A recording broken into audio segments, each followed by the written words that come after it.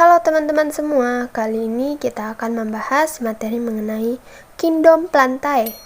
Seperti yang kita ketahui, Kingdom Plantae itu adalah tumbuhan. Kingdom Plantae terbagi menjadi 3 kelas, yaitu Bryophyta atau tumbuhan lumut, dan Pteridophyta atau tumbuhan paku, dan Spermatophyta atau tumbuhan berbiji. Adapun ciri-ciri umum Plantae, yang pertama yaitu multiseluler atau memiliki banyak sel, yang kedua bersifat eukariotik atau tidak bermembran inti, yang ketiga autotrof atau bisa menghasilkan makanan sendiri, yang keempat yaitu berklorofil, yang kelima dinding sel tersusun atas selulosa.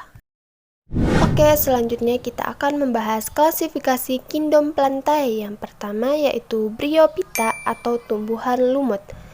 Adapun ciri-ciri Bryophyta yang pertama yaitu Bryophyta adalah tumbuhan yang belum memiliki batang, akar, dan daun sejati.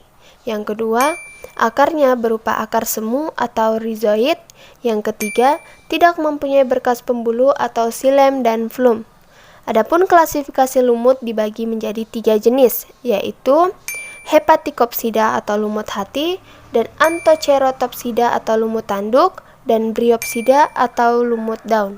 Klasifikasi Kingdom Plantae yang kedua yaitu Pteridophyta atau tumbuhan paku. Ciri-ciri Pteridophyta berbeda dengan tumbuhan lumut. Yang pertama, Pteridophyta sudah mempunyai batang, akar, dan daun sejati. Yang kedua, sudah mempunyai pembuluh pengangkut yaitu xilem dan phloem. Yang ketiga, habitat atau tempat tumbuhan paku antara lain di air, tempat lembab, menempel pada tumbuhan lain, dan di sisa-sisa tumbuhan atau saprofit. Adapun klasifikasi tumbuhan paku dibagi menjadi 4 jenis. Yang pertama, Psilophytinae atau paku purba, dan Lycopodinae atau paku kawat, dan Equisetinae atau paku ekor kuda, dan Filicinae atau paku sejati. Klasifikasi Kingdom Plantae yang ketiga yaitu Spermatophyta atau tumbuhan berbiji. Berdasarkan letak bakal biji, Spermatophyta dibagi menjadi 2 jenis, yaitu Gymnospermae atau tumbuhan berbiji terbuka, dan Angiospermae atau tumbuhan berbiji tertutup.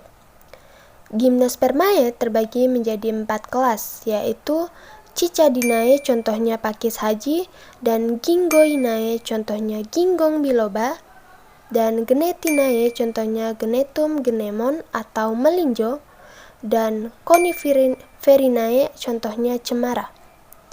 Itulah klasifikasi tumbuhan terbuka. Selanjutnya, klasifikasi tumbuhan berbiji tertutup atau Angiospermae. Angiospermae dibagi menjadi 2 kelas, yaitu yang pertama monokotil. Ciri-ciri monokotil yang pertama mempunyai 1 daun lembaga, akar serabut, tulang daun sejajar atau melengkung, batang tidak bercabang dengan ruas yang jelas, tidak berkambium, dan perhiasan bunganya berjumlah 3 atau kelipatannya. Contoh monokotil yaitu padi, pisang, dan anggrek. Selain tumbuhan monokotil, ada juga tumbuhan dikotil. Ciri-ciri dikotil yang pertama yaitu mempunyai 2 daun lembaga, akar tunggang, tulang daun menyirip atau menjari, batang bercabang-cabang dengan ruas tidak jelas, mempunyai kambium, dan perhiasan bunganya berjumlah 2, 4, 5 atau kelipatannya.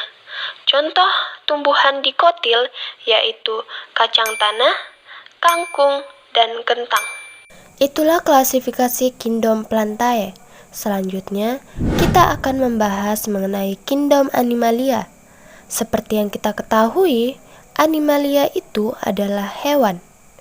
Kingdom Animalia terbagi menjadi 2 jenis, yaitu Invertebrata dan Vertebrata.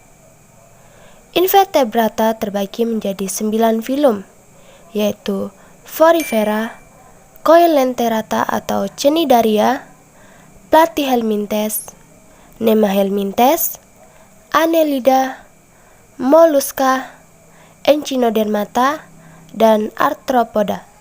Sedangkan vertebrata terbagi menjadi 5, yaitu Pisces atau kelompok ikan, yang kedua amfibia, yang ketiga reptilia, yang keempat aves, dan yang terakhir mamalia.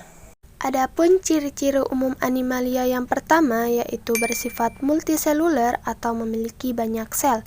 Yang kedua, sel-sel bersifat eukariotik atau sudah mempunyai membran inti. Yang ketiga, bersifat heterotrof, tidak dapat menghasilkan makanan sendiri atau hewan sangat tergantung pada organisme lain atau produsen.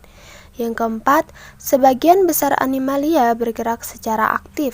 Yang kelima, tidak memiliki dinding sel. Selanjutnya, kita akan membahas klasifikasi animalia. Klasifikasi animalia dapat dibedakan menjadi dua, yaitu berdasarkan simetri tubuh dan berdasarkan lapisan penyusun tubuh. Mari kita bahas satu persatu. Yang pertama, berdasarkan simetri tubuh. Berdasarkan simetri tubuhnya, hewan dibedakan menjadi simetri radial dan simetri bilateral. Istilah simetri radial menggambarkan hewan yang mempunyai bagian tubuh yang tersusun melingkar atau bulat, yang jika diambil garis lewat mulutnya, maka akan menghasilkan bagian-bagian yang sama. Hewan dengan simetri radial hanya mempunyai bagian puncak atau sisi oral dan bagian dasar atau sisi aboral. Contoh hewan yang tubuhnya simetri radial adalah Porifera, Coelenterata, dan Echinodermata.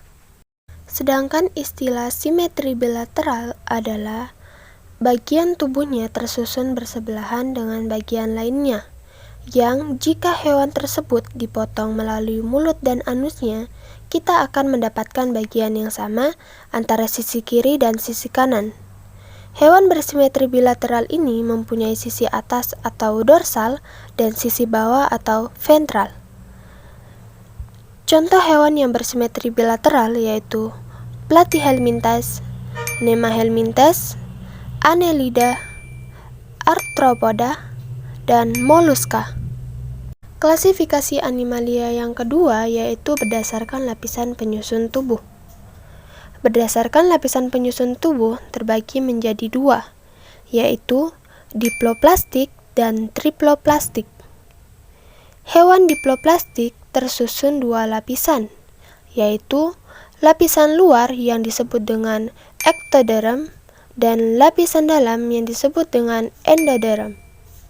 Sedangkan triploplastik tersusun atas tiga lapisan, yaitu lapisan luar yang disebut dengan ektoderm, dan lapisan tengah atau mesoderm, dan lapisan dalam atau endoderm. Itulah hasil pemaparan yang dapat saya jelaskan mengenai kingdom Plantae dan kingdom Animalia. Apabila ada kata atau ucapan yang kurang jelas, mohon dimaafkan dan jangan lupa subscribe, like, comment, and share ke teman-teman kalian semua. Dan saya tutup dengan ucapan wabillahi taufiq wa hidayah. Wassalamualaikum warahmatullahi wabarakatuh.